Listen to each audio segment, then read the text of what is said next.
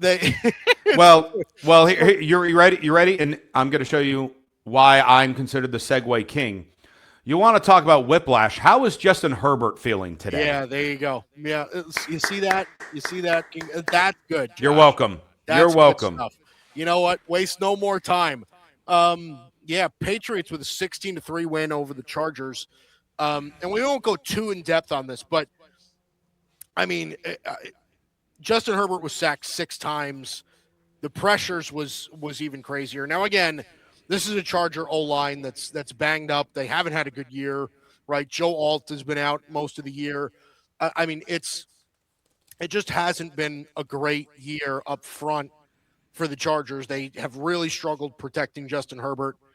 But I mean, I think the bigger thing here, Josh, is Drake Maye, right? Like Drake Maye did not look like, and again, it's not like he had a clean pocket all day either. I mean, the New England offensive line did not play great either, but Drake Maye in his first playoff game did not impress. But what are we coming away with between the Patriots and the Chargers with that one? We are coming away with Drake Maye had the type of game that he should have had for his trajectory. Mm-hmm. He, again, like we already touched on, he did not play well. You've touched on that. He was not good. What were his exact stats? 17-19, 268, 1 touchdown, 1 pick. 17-29, right? Yeah. Did have 66 rushing yards, however, which is quite a bit for a quarterback. But again, the Chargers defense has been a top-tier defense through the league because that's what's kept them alive during the season based on the woes of the offensive line. Because I want to point out, because they did this during the Sunday night game. You know how they show, like the graphics when they announce the lineups and their PFF ranks. Yeah. The Pro Football Focus. So I kid you not, 4 of the offensive line, I am reading these verbatim. Their right tackle, PFF rank 35 out of 36 for the Chargers. Yeah, the Chargers right guard, PFF rank 36 of 37. Their left tackle, 38 of 38. And their center, 36 of 36. Yeah. Brutally bad. How can anyone blame this on Justin Herbert?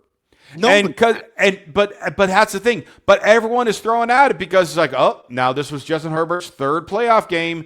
He's 0 for 3. He's only thrown 2 TD passes in his 3 playoff games. 2024, he threw 4 picks. Yes, he had a terrible game last year in the playoffs. Under Brandon Staley, might I add. Right. No, 2024 was that was still Harbaugh, wasn't it? This is Harbaugh's 2nd year. It is Harbaugh's 2nd year. Correct. Yes. I'm sorry. I was thinking. So 2024, and he'll be the first to admit he just had a terrible, terrible game there. Okay, fine. Because now they're thinking, now there's 3. So now we have a good sample size. He cannot win in the playoffs. I just read to you how his offensive line, everyone was the worst or next to worst in the entire league in those positions. Mm-hmm. So you can't blame him for getting the ever-living crap beat out of him by this hungry Patriots defense in the freezing cold weather, while, mind you, still recovering from that broken hand. Yeah, right. He still wasn't 100% from that. And on top of that, your running back goes down early in the game. Right. So I don't blame Justin Herbert at all. I think the Chargers are going to be fine. They got good young talent. Their defense is great. Amari and Hampton come back healthy. Offensive line, more importantly, come back healthy. Chargers, I think, are going to be just fine next season. But again, the story is how ahead of schedule these Patriots are. Certainly. And I will say this, too. One more thing on the Chargers is that you could tell that it wasn't just Justin Herbert not having any time to throw, right? Whenever he did have time to throw, that New England secondary swallowed them up like you wouldn't believe, right? Ladd McConkey, 3 of 32. He was their leading receiver that game. Aronde Gadsden, who's their young tight end that they really, really like over there, 3 catches for 30 yards. Keenan Allen, 3 for 25. Quentin Johnston, 3 for 20. Trey Harris, 2 for 20. Like there was nothing there. Like it was just not a great performance by the Charger receiving core, but that kind of ties into, Josh, what this Patriot team looks like right now. They can really control the game. I mean, this is a team, I think, that really does a good job running the football, right? Ramondre Stevenson had a very nice game given the limited volume that he was given, but Ramondre Stevenson and then obviously Travion Henderson adding another element to that running game as well. It just gives them so many different options. And they have some receivers that have just emerged as real NFL receivers. Yeah, because Stephon Diggs Booty has been their number one guy all year. Right. Stephon Diggs has turned into kind of an afterthought. So when you have him as an afterthought, that's when he explodes. Right. Like you say, Kayshon Boutte has become a top receiver for them. Hunter Henry has turned into like a top 5 tight end in the league, based on how Drake Maye has been thrown to him.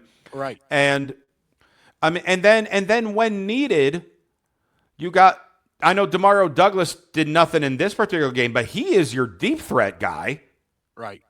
So you have Efton Chisholm, who is clearly the next Julian Edelman, but did you hear the stat that they said during the game with Efton Chisholm? Because he had that one big catch, and all of a sudden they brought up he is second all-time in receiving yards in Eastern Washington University history behind Cooper Kupp. I was just like, why did we need that stat? The University of White Wide Receivers is clearly Eastern Washington University. It's unbelievable. But it just, I remember like listening to the game. I'm like, did they just put Efton Chisholm and Cooper Kupp in the same sentence based on their college? Yeah. How else do you put Efton Chisholm and Cooper Kupp in the same sentence? But again, to your point, we talk about all the offensive weapons, and we know they've built up their defense, like you said. 6 sacks. They also did get a fumble recovery during the game. They are hungry, and they, obviously can thrive in the cold weather, being they play up in Foxborough and will also always play in New Jersey and Buffalo. So the cold is perfectly fine for them. Certainly, yeah. And now they're going to host one of the, with the exception of Denver's defense, probably the only other defense that statistically was better than them in these playoffs in Houston. So, I mean, we've already kind of brought up that matchup a few times today. Are you and I in agreement that one is like the tastiest matchup this weekend of New England and Houston? So. I think so.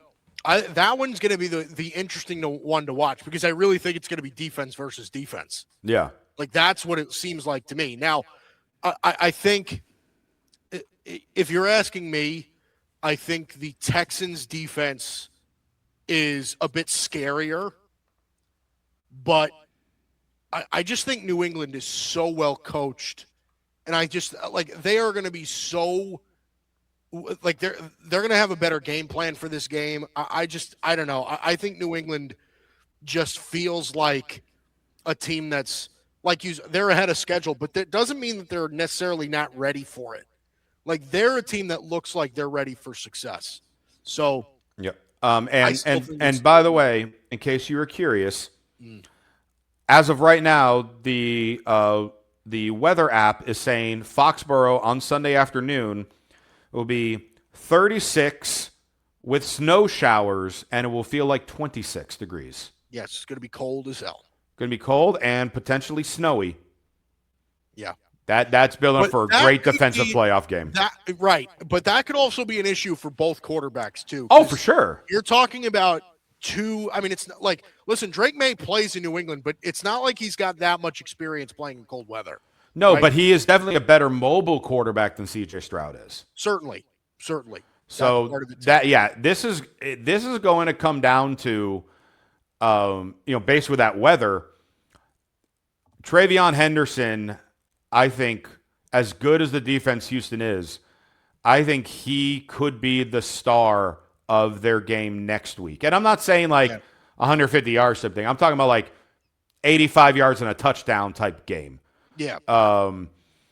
And because if the snow happens as currently predicted, it's going to be a lot of running, and then it's going to be between Woody Marks and Nick Chubb, TreVeyon Henderson, or Ramondre Stevenson.